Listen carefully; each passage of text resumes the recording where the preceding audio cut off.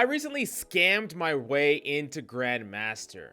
Well, last season I didn't play all that much. This season I really committed to the grind and actually have figured out how to climb in the easiest possible way. So if you want to get to Grandmaster, then this is the video for you, but you got to smash that like and subscribe, and let's get into the video.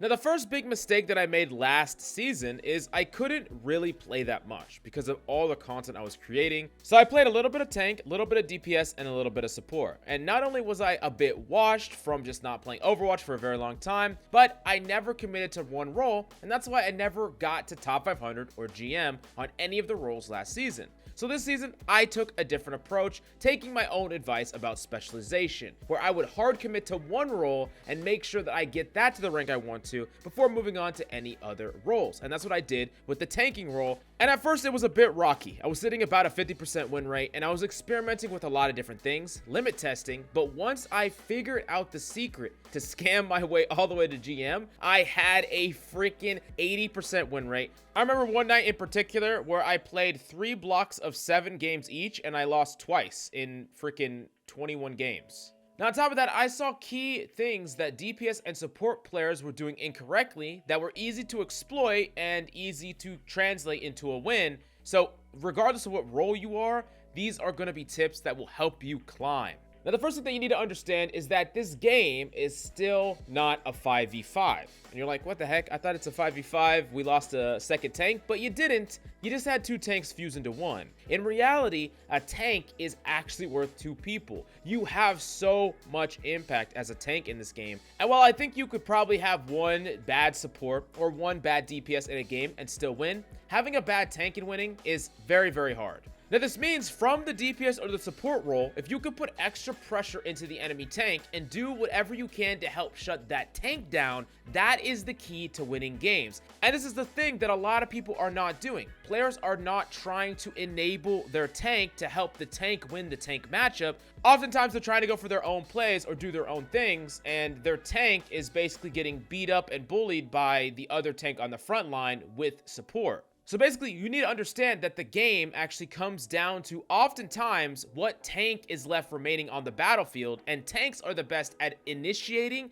a actual punish on an enemy tank, but they need follow-up in order to execute. It's not like the tank can do it all by themselves. So you might be like, okay, Mills, you were solo queuing, so how did you get your tanks and supports to always do what you needed them to do so that you would win the tank 1v1? But that's kind of the secret. The secret here is actually not forcing the tank 1v1 or the tank matchup unless I was in a favorable position to do so. So there's several ways that you can do this, and it comes down to character picks, it comes down to how you're playing, and then the plays that you're making. So if I'm playing Roadhog and I have a Kiriko Ana, and they're actually aware of me, and they're not just like utilizing their resources just randomly on the battlefield, I can go for hyper-aggressive hooks in front of their LOS, and I will not die or get punished. And even if I don't get the kill, I will at the very least bait out enemy cooldowns like Suzu and things like that. Now, I'm not going to go for these hyper-aggressive hooks or plays if I do not have the resources to do so. And the converse play to this is by being very passive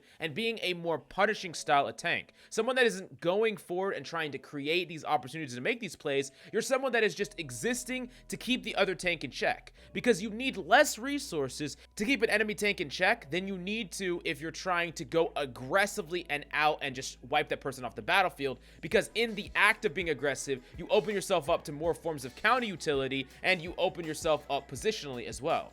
Now, on top of that, right now in the tanking meta, there is a counter pick meta. Basically, there are some tanks that are really good against others and some tanks that shut down others, and you can use that to your advantage if you're someone that is very flexible. But on the flip side, there is also a situation where you can't properly mirror an enemy team's tank if they have better resources on their team than you. Let me give an example. Back to the Hog example. If you have a Zen Mercy and they have a Kiriko Ana and you're playing the Hog mirror, you will never ever win that Hog mirror. No matter what you do, you can hit more than double as many hooks as the enemy Hog, and you're still gonna lose, because if you ever hook the enemy Hog, you're just gonna get punished, naded, and the enemy Hog's gonna get Suzu'd. So it's just very, very difficult for you to ever win that. So while I would always take the Hog matchup if I was in a fair situation where I had similar resources to them, like they had an Ana and I had a Kiriko, or we both had Ana Kirikos, or whatever the case may be, if there was a situation where my team didn't line up with that matchup to enable that matchup, I would just go something that would counter Hog instead. Something like Orisa, and sit on that Hog and just basically make him useless, keep stunning him at a breather, and shut him down. Or I would go something like D.Va and protect my team, just slowly poke and wait for maybe a pick-oriented DPS to get picks, depending on what my DPS were. If I had something like a Widowmaker, I could stall the fight out really easily as someone like D.Va, just shutting down the Hog, preventing his value. And then I gave my Widowmaker a very, very long time to get picks because I'm slowing the fight down so much, and not allowing the fights to move very quickly or frag out and trade. Now, I would take this a step further, and this is where the scam comes in, and this is one of the biggest reasons why I think that everyone should private their profile. Do not keep your profile open, because I promise you, it is super easy to exploit. So I'm playing Midtown on defense, right? And I have no idea what tank to play. I have both an Ana and a Kiriko, so I could go Hog. But the problem is, if my opponent comes out on Orisa, then I'm going to be basically useless and they could just shut me down. So I'm like, okay, maybe Hog isn't the best because the opponents are closer to the spawn.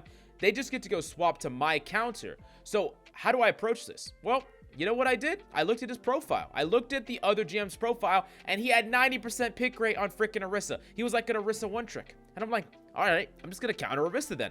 So I whipped out that first point defense on Zarya, and my teammates were like, what the hell? Why are you picking Zarya? Whatever. They were already thinking that it was going to be a throw pick. But when my opponent came out on Orisa, I just got to farm them over and over and over again. Built up high charge, built up grabs, and they eventually did end up capping that first point, but we held them outside of the immediate next doors for like the entire time, and I ended up going like 17-1 on Zarya. And by the time that the guy swaps off and plays Monkey, not only was he not a very good Monkey, but then all I had to do was take all that time bank, all that ultimate advantage, and then I got to pop to Roadhog, and now I'm countering him. And then he has to go either back, or he has to lose some fights, and that is the scam here. And the scam is that if you are a very flexible player, and you're someone that can take advantage of what the opponents can't play, and you can play counters to opponents' matchup, you can always line up how your tank or your character works best with your team. Now, at the end of the day, though, you can't be bad at any of these characters because oftentimes you're trying to set up a mirror. Like, I would force Zarya a lot of the times on King's Row, and I would be perfectly comfortable if my opponent went Zarya as well, but I'm not going to go fight against a counter.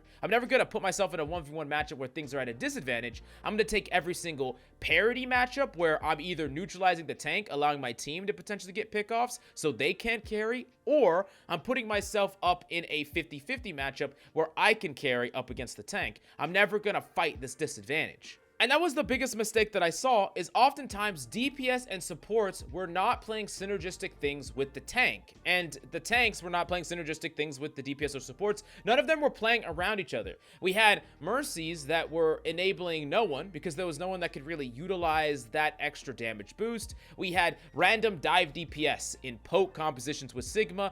And ultimately, all I had to do to win was look at the composition I have, play a tank that is best enabled by my supports, and that also can work alongside my DPS, and I either play to neutralize the enemy tank, or I play to diff the enemy tank because I have the resources that make it possible or fair. I'm never putting myself in a situation where the tank has a huge leg up on me, because if I die, if the tank dies, you lose the game. The game centers around the tank. The tank is the most important thing. It'd be like if Overwatch 1, both your tanks died. Like, you're not going to win. You're just not going to win. A tank is so important. So when the entire fight centers around the tank, it's your responsibility as someone who's not a tank to try and make sure that your tank doesn't feed and doesn't die and has those resources. But as a tank, if you want to carry, if you want to climb, it's incredibly easy to do so if you just never let yourself be the dog in the matchup. Always play for that parity and realize that you have a huge responsibility on the battlefield to do these things, or else your DPS and supports, it doesn't really matter what they do. If you can't at the base level do these things and you're putting yourself in a huge disadvantage fight each and every time over and over and over again, you're just gonna lose. Now, I know what a lot of you DPS and support players are gonna say. Oh, I wish I had a good tank, but my tanks are always trash. But oftentimes, a tank will either do good or bad depending on the things around them. Not every tank is going to adjust to you, even though that would get them the win and allow them to carry a lot of games like I did. That doesn't mean that they will do that. So you having an extra bit of flexibility can help the tank play the optimized pick just because you're enabling them. Don't allow your tank to sit in a matchup that they're unfavored in when just your pick alone could help level the playing field. Like, maybe it's the Hog matchup again, and they have a Kiriko Ana, and you have freaking a Zen Mercy. Back to that same example, if you're one of the supports, you could swap to a Kiriko, or you could swap to an Ana, and help pressure the enemy Hog, or protect your Hog, and that helps the matchup.